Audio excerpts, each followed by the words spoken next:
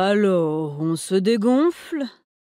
Tonne la voix profonde du jugement qui se réverbère sur les parois de la grotte. C'est une expression bien moderne pour quelqu'un d'aussi vieux, je réponds en ajustant le masque qui m'aveugle. J'aimerais ne pas avoir à porter cette chose ridicule chaque fois que je viens rencontrer le géant.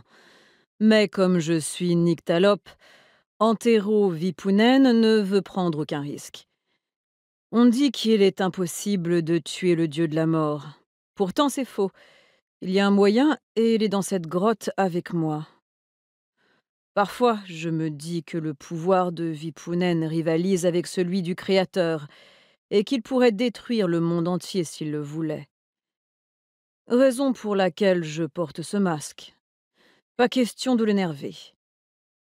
Une partie de moi culpabilise que mes 2 enfants aient dû s'entraîner au combat avec lui, en étant obligés de porter ce lourd masque de bronze et de fer, tout en maniant l'épée. Mais au moins, ils sont devenus les meilleurs guerriers qui soient. Je pensais aussi, jadis, que le jour n'adviendrait pas où leur formation serait mise à profit. Pourtant, je sens ce jour se rapprocher maintenant, comme les serpents lorsqu'on reste trop longtemps dans la crypte. Qu'est-ce qui t'amène à venir me demander conseil de nouveau? Demande Vipunen, plus fort. En arrière-plan, j'entends des stalactites tomber du plafond et s'écraser sur le sol de la grotte, dans l'eau du lac souterrain. Comme c'est toujours le cas lorsque je suis dans les grottes, je me sens ramener des lustres en arrière, à l'époque où je n'étais qu'un petit merdeux, balancé ici pour mon premier jour de travail en tant que dieu de la mort. Je me sentais vulnérable, nu et sans défense, et je me méprise d'éprouver la même sensation aujourd'hui. C'est un sentiment des plus déplaisants. C'est la fille. La mortelle, Hannah, devine Vipunen. Il y a un problème. Je ne peux m'empêcher de soupirer.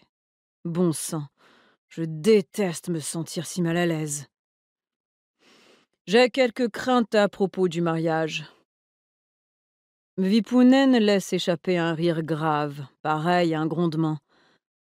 D'autres stalactites s'écrasent au sol, dont une trop proche de moi à mon goût, à en juger par le son. Des craintes à propos du mariage. Tu n'as pas retenu la leçon la dernière fois? Il ne peut pas voir le sourire sur mon visage qui lui enjoint de bien aller se faire foutre. Mais j'espère qu'il saisit le message dans mon ton. Apparemment pas. Je crains qu'elle ne soit pas celle que tu évoques dans ta prophétie. Y a-t-il une chance que tu puisses, enfin tu sais, éclaircir un peu les choses? Me donner davantage d'éléments concrets? Au lieu de toujours te montrer aussi vague et pénible?